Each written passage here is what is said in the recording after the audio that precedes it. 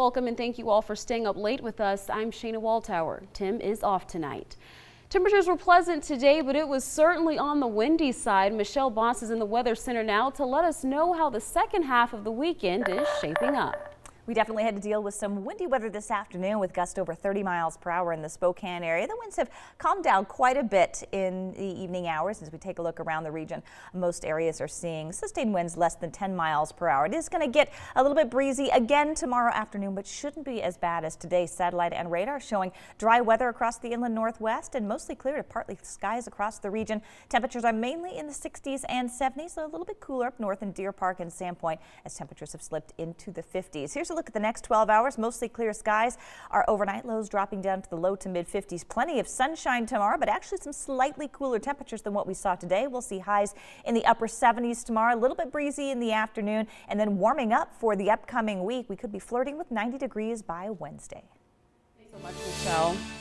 Now on to some heavier news. One man died and 3 others were injured today after 2 jet boats crashed on the Snake River in Nez Perce County.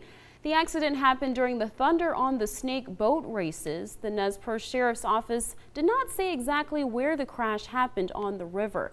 According to a release, Nez Perce County's Marine Unit, along with Asotin County Marine 61, Asotin County Sheriff's Office, Lewiston Medics, Life Flight, and race safety boats all responded to the scene and aided injured racers. And over in North Idaho, one teen is making the most of what's left of his summer. He organized a fundraiser to benefit local charities that help kids in the community. And the high school senior has raised hundreds of dollars. He's done it all by playing one-on-one basketball. KREM 2's Brandon Jones was at the event in Coeur d'Alene. Yeah, I came out here this morning pretty confident that I would win my game in one-on-one, but Jacob pretty much schooled me. I lost 7-4, but it's okay because it was all in good spirits and for a good cause. Jacob Peterson is one cool kid.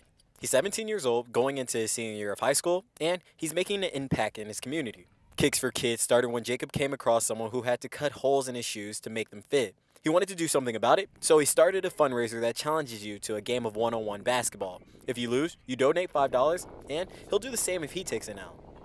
Yeah, it makes me feel good, especially since it's not just me. Like, something I heard is a great thing doesn't happen just because of one person. It's a bunch of good people coming together. And definitely from this, people donating, promoting this and just, coming out and playing. It's all been everyone just coming together. Jacob has already raised over $700, and for those who don't want to lace up the sneakers, he's got a Facebook page for anyone who wants to contribute. Jacob's family was right by his side rooting him on, and they love the initiative he showed with this movement. It is incredible, and he actually didn't come to me. I found out, he posted on Facebook that he was going to do this event before he talked to me or anything. He just decided that there was a need and wanted to make a difference. The proceeds will go to places like the Boys and Girls Club, Union Gospel Mission, and any other kids who are in need. Yeah, so Jacob's still in search of the kid who originally sparked this idea for him to do this, but I mean, he's just really beyond his years because he's doing something special. That's all I have for you right now in Coeur d'Alene. Reporting for KREM 2, I'm Brandon Jones. Thanks so much, Brandon. Now, parents and teenagers, you'll want to pay close attention to this. States from coast to coast are reporting an uptick in vaping-related illnesses. And this week, the Illinois Department of Public Health says a person who recently vaped died after being hospitalized with a severe respiratory illness. Some health leaders believe this is the first death in the U.S. that's been tied to vaping. And on top of that, the CDC and the FDA are investigating nearly 200 possible cases of serious lung illnesses. We can say that we're seeing a pattern of lung injury that we have not seen before. So on the chest x-ray, the whole thing looks abnormal, and it looks abnormal equally throughout the entire lung. Now, investigators are trying to pinpoint what exactly is causing young adults to get sick, and there is one big connection. Every patient says they use e-cigarettes or similar devices. The American Vaping Association claims illegal drugs are to blame for these lung injuries. And a warning for anyone who was at Disneyland or California Adventure in mid-August. The Orange County Health Care Agency says a teenager traveling from New Zealand to Southern California may have exposed others to the measles. Doctors recommend that anyone who was in these locations monitor themselves for the next 21 days. If you're experiencing a fever or have an unexplained rash, call your doctor immediately. And the Defense Department is taking steps to address sexual assault in the military. Today, an advisory committee issued its recommendations. Officials from the U.S. military branches spoke on behalf of sexual assault victims in the ranks. A Pentagon report earlier this year revealed sexual assault in the military rose nearly 38% from 2016 to 2018.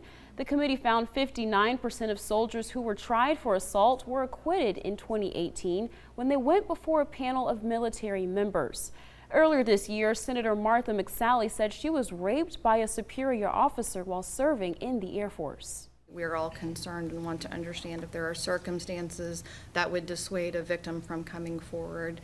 Defense Department officials say they are working to fix flaws in the system and encourage victims to come forward.